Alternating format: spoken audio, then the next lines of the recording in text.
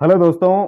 जिन भी विद्यार्थियों ने एसएससी सीजीएल 2023 प्री का एग्जाम दिया है या फिर एक दो दिन के अंदर देने वाले हैं, आपका जो प्री का जो लास्ट डेट है वो 27 जुलाई है। तो 27 जुलाई को आपका प्री का एग्जाम कंप्लीट हो जाएगा। अधिकतर स्टूडेंट का प्री का एग्जाम है वो कंप्लीट हो चुका।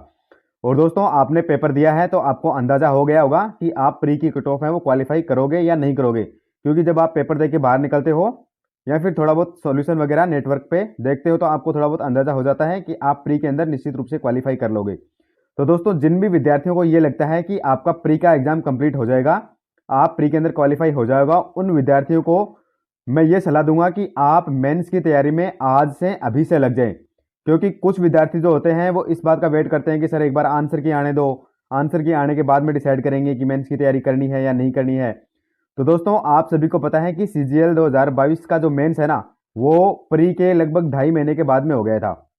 तो वैसे ही सीजीएल 2023 का मेंस है ना, वो भी आप निश्चित रूप से मान के चलिए 2.5 महीने से अगर हम देखें ना आज से, तो लगभग 20 अक्टूबर को आपका मेंस का एग्जाम लगभग होगा, निश्चित रूप से आप मान के सकते हो।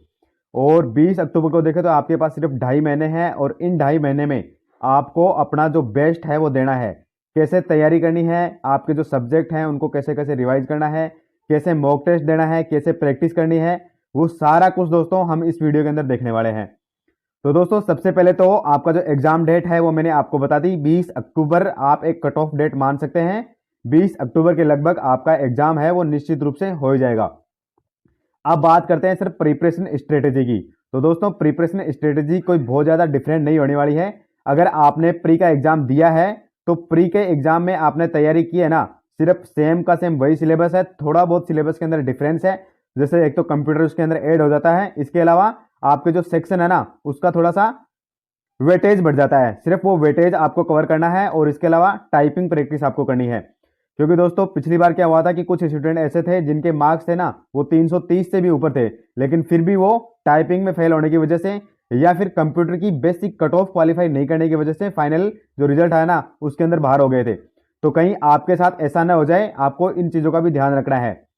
तो दोस्तों, अगर हम सब्जेक्ट वाइज बात करें तो सबसे पहले मैथमेटिक्स की अगर हम बात करें ना, तो आपको पता है कि मेंस के अंदर मैथमेटिक्स के 30 क्वेश्चन आते हैं और प्रत्येक जो क्वेश्चन आता है वो 3 नंबर का होता है। इस प्रकार से आपकी जो मैथमेटिक्स है वो 90 मार्क्स की आती है और आपकी जो रीजनिंग है ना वो भी 90 मार्क्स की आएगी सेम टू सेम।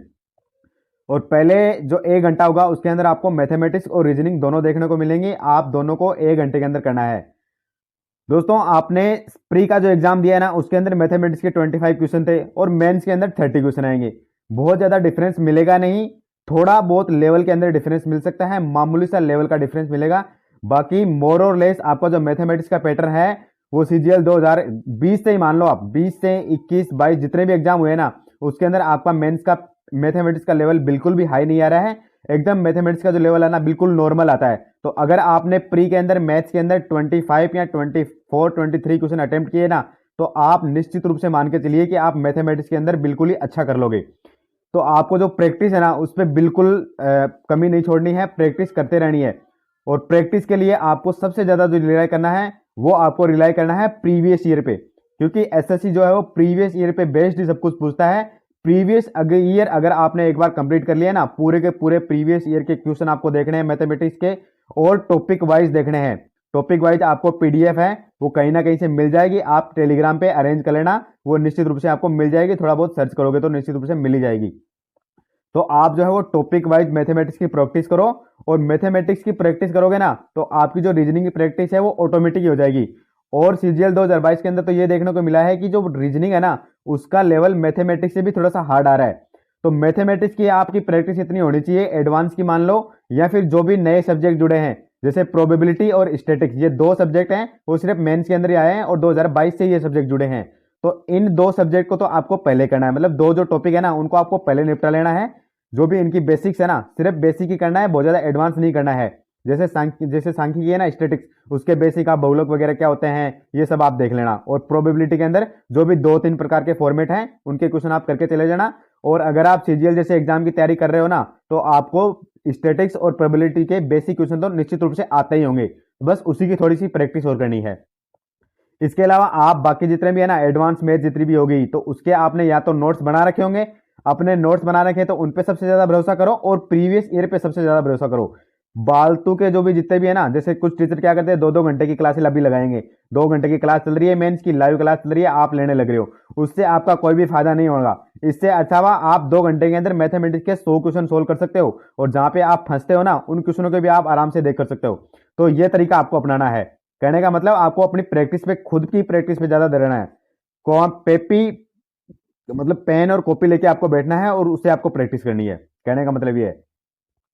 अगर दोस्तों रीजनिंग की बात करें तो रीजनिंग का जो लेवल है ना, वो मैथमेटिक्स से थोड़ा सा मतलब हाई पूछा जाएगा, क्योंकि उसके अंदर जैसे कथन और निष्कर्ष हो गया, उसके कुछ क्वेश्चन होंगे ना वो तो लेंदी होंगे। इसके अलावा सीटिंग अरेंजमेंट पूछा जाएगा, उसका थोड़ा सा क्वेश्चन ट्रिकी बन जाते हैं। और मेंस के अंदर आप मान के चले कि सीटिंग अरेंजमेंट और कथन निष्कर्ष के जो है ना, कम से कम 7 से 8% तो आएंगे ही। बाकी के 22-23% तो आप निश्चित रूप से 15 से 16 मिनट के अंदर बना लोगे। लेकिन जो बचा हुआ टाइम है ना, उसके अंदर आपको ये क्वेश्चन बनाना है। आप ये कोशिश कर सकते हो कि मैथमेटिक्स को तो आपको निश्चित रूप से 25 मिनट के अंदर कंप्लीट करना ही है, 30 क्वेश्चन। और बाकी के जो 35 मिनट बनते हैं उनके अंदर आप 30 मिनट्स के अंदर पूरी की पूरी रीजनिंग कर लोगे। आपके पास 5 मिनट बचेंगे, उसके बाद में जो भी आपके क्वेश्चन बचे हुए हैं वो आप कर ले सकते हो उसके अंदर। तो दोस्तों ये तो आपके इन दो सब्जेक्ट की स्ट्रेटेजी होगी, प्रीवियस ईयर पे ज्यादा रिलाई करना है। कहने का मतलब यही है। उसके बाद में दोस्तों ये तो आपका पहला 1 घंटा हो गया, और दूसरे 1 घंटे के अंदर आपको पता है कि इंग्लिश आएगा और जीके आएगा। और इंग्लिश के आपको पता है कि 45 क्वेश्चन आते हैं, 135 मार्क्स होते हैं, सबसे ज्यादा वेटेज इंग्लिश का ही होता है। आपका जो सिलेक्शन है ना, वो ये मान के चलिए कि इंग्लिश के अंदर आपकी इंग्लिश बेस्ट है ना, तो आपका सिलेक्शन निश्चित रूप से एग्जाम के अंदर हो जाता है, क्योंकि इंग्लिश सबसे ज्यादा वेटेज इंग्लिश का होता है। वहां पे आप बढ़िया स्कोर कर लोगे ना। अगर आप 120 से ऊपर स्कोर करते हो इंग्लिश के अंदर 135 में से, तो आपका जो है ना बाकी सब्जेक्ट के अंदर भी बैलेंस हो जाता है वो।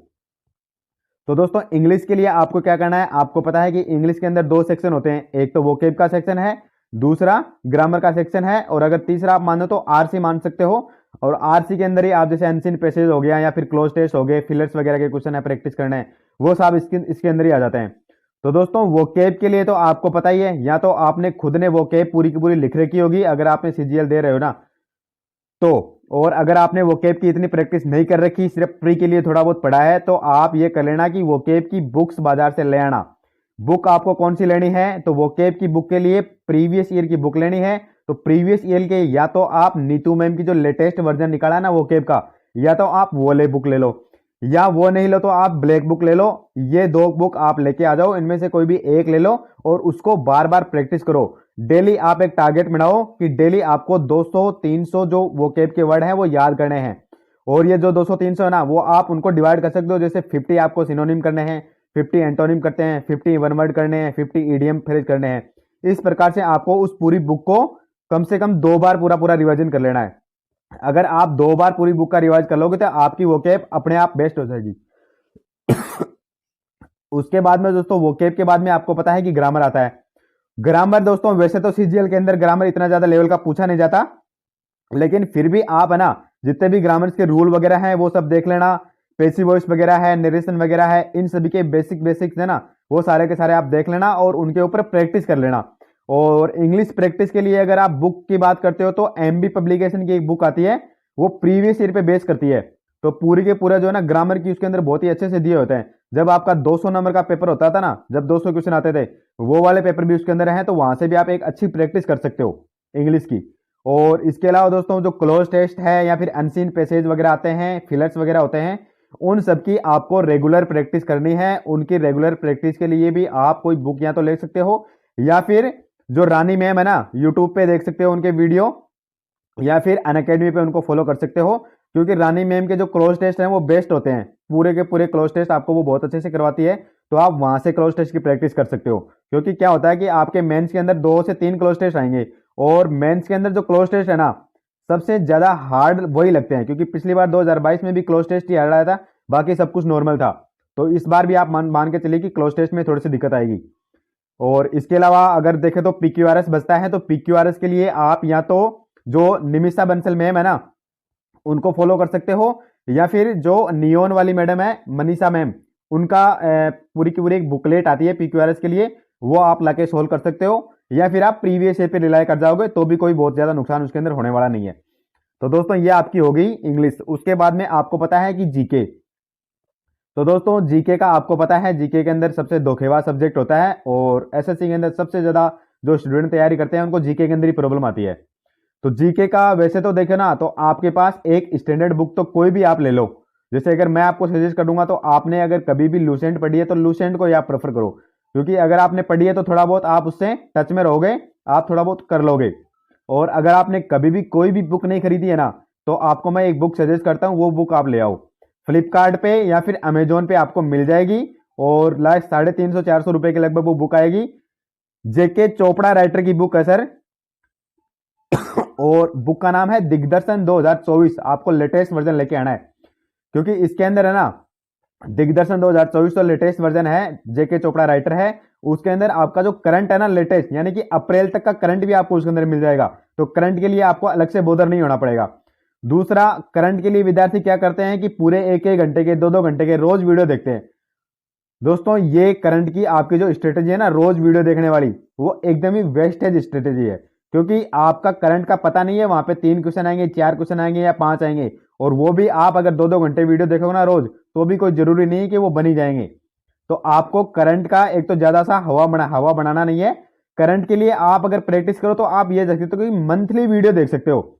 जैसे किसी ने डाले यूट्यूब पे, आप देख सकते हो काफी सारे सर है ना वो डालते हैं, जैसे अड्डा वाले भी डालते हैं, या फिर कुमार गौरव का देख सकते हो, या बाकी किसी भी टीचर को जो भी आपको अच्छा लगे ना, या फिर आरडब्ल्यू वाला जो नवीन सर है, किसी भी टीचर का आप देख लो। करंट का मतलब आपको ये करना है कि मंथली देखना है, देखो तो। या फिर आप बुक ले आओ, जैसे जो बुकलेट है ना, वो जैसे आभास सैनी सर ने एक बुकलेट निकाली है पूरी की पूरी सुपर करंट अफेयर्स करके, वो आप ले आओ, या फिर शुभम जैन सर की जो पीडीएफ है, उन 2 पीडीएफ से आप कर लो। तो करंट के लिए ज्यादा आपको बोदर होना नहीं है, वो पीडीएफ आप ले आओ, उसी से कर लोगे, या फिर मंथली देखो, बेस्ट टू बेस्ट अगर देखो तो दोस्तों ये आपकी जीके की स्ट्रेटजी होगी। इसके अलावा कंप्यूटर की बात करें तो दोस्तों जब भी आपको कंप्यूटर की प्रैक्टिस करनी है ना, तो कंप्यूटर के लिए आपको पता है कि जो आरबीई चैनल है शुभम जैन सर का, उनके ऊपर एक मैम है राधिका मैडम, तो उसने जो है ना कंप्यूटर के कुछ लेक्चर लिए हुए हैं, लगभग 10 से 12 लेक्चर हैं, तो वहां पे पूरा का पूरा कंप्यूटर खत्म किया हुआ है। और सीजीएल 2022 का मेंस मैंने दिया है, क्वालिफाई भी किया है, कंप्यूटर के अंदर मेरे मार्क्स अच्छे भी आए हैं, 36 मार्क्स थे मेरे कंप्यूटर के अंदर। तो दोस्तों मैं मानता हूं कि वो मैडम है ना, उसने जिसने भी पढ़ाया है ना वो एकदम बेस्ट है। तो आप वहां से एक बार थोड़ा बहुत कर सकते हो सिलेबस कंप्यूटर का अगर देखो तो। वहां से करने के बाद में आप जो आरबीई चैनल पे, आप जो टेलीग्राम चैनल पे है उसके ऊपर देख लेना, एक पूरी पूरी क्वेश्चनों की एक बुकलेट पड़ी हुई है पीडीएफ फॉर्मेट में। वो बुकलेट आप ले आओ, उसको मतलब प्रिंट करवा के ले आओ और उसी से प्रैक्टिस करो। आप आराम से कंप्यूटर के अंदर अच्छा स्कोर कर ले जाओगे, कोई बहुत बड़ी बात उसके अंदर है नहीं। या फिर टीसीएस की पैटर्न वाली एक किरण की बुक आती है, वो भी आप ले सकते हो। उसके अंदर क्या है कि चैप्टर वाइज दिया हुआ है, लेकिन अगर चैप्टर वाइज पढ़ना हो तो आप पढ़ लेना, वरना कंप्यूटर के अंदर आपको अगर मैंने जो 2 सोर्स बताए ना उनको फॉलो कर लो आप, तो कंप्यूटर आपका आराम से हो जाएगा, अच्छे नंबर आ जाएंगे।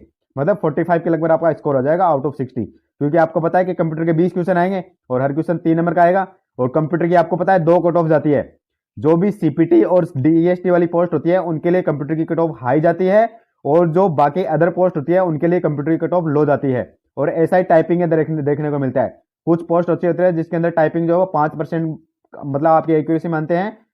जनरल की बात कर रहा हूं मैं, ओबीसी की, जनरल ओबीसी की, और बाकी में थोड़ा तो कम हो जाता है, जैसे 7% या 10% हो जाता है। तो दोस्तों कुछ ऐसे विद्यार्थी थे सीजीएल 2022 में जिनकी टाइपिंग प्रैक्टिस नहीं होने के कारण वो फेल हो गए थे, मतलब 320 से ऊपर नंबर होने के बाद भी फेल हो गए थे, कोई भी पोस्ट उनको नहीं मिली थी। तो दोस्तों टाइपिंग की जो प्रैक्टिस है ना, वो आपको जब भी टाइम मिले तो रोज कम से कम आधा घंटे आपको टाइपिंग प्रैक्टिस करना ही है। और टाइपिंग प्रैक्टिस के लिए आपको पता है आपके पास लैपटॉप है तो आप लैपटॉप से कर सकते हो, या फिर अरेंज कर लो 2-3 महीने के लिए, किसी भी दोस्त से उधार ले लो, किसी रिश्तेदार से ले लो, कहीं पे भी कर लो।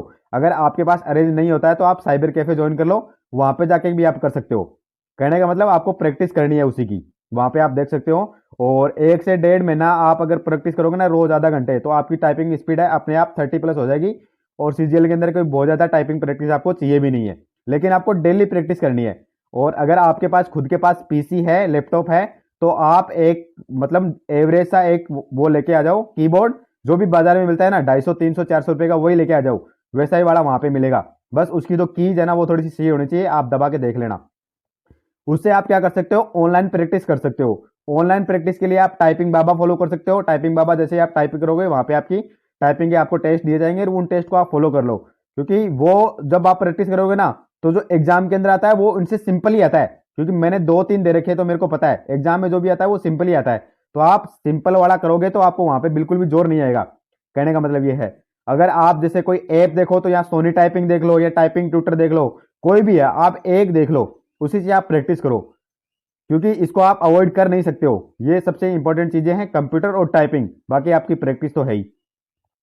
तो दोस्तों सीजीएल 2023 मेंस के लिए जो भी स्टूडेंट तैयारी कर रहे हैं, उनके लिए मैंने जो भी कुछ बताया ना, उसको आप फॉलो करोगे तो आप निश्चित रूप से अच्छा स्कोर करके जाओगे और आप अपने जो ड्रीम पोस्ट है ना वो लेके भी जाओगे। तो दोस्तों इस वीडियो के अंदर इतना ही। बाकी अगर आपको किसी भी चीज के अंदर डाउट है, कोई कंफ्यूजन है सब्जेक्ट को लेकर या फिर कंप्यूटर को लेकर, तो आप कमेंट कर देना, मैं वहां पे आपका रिप्लाई कर दूंगा या सेपरेट वीडियो बना के आपको बता दिया जाएगा। तो दोस्तों अभी के लिए thank you, all the best.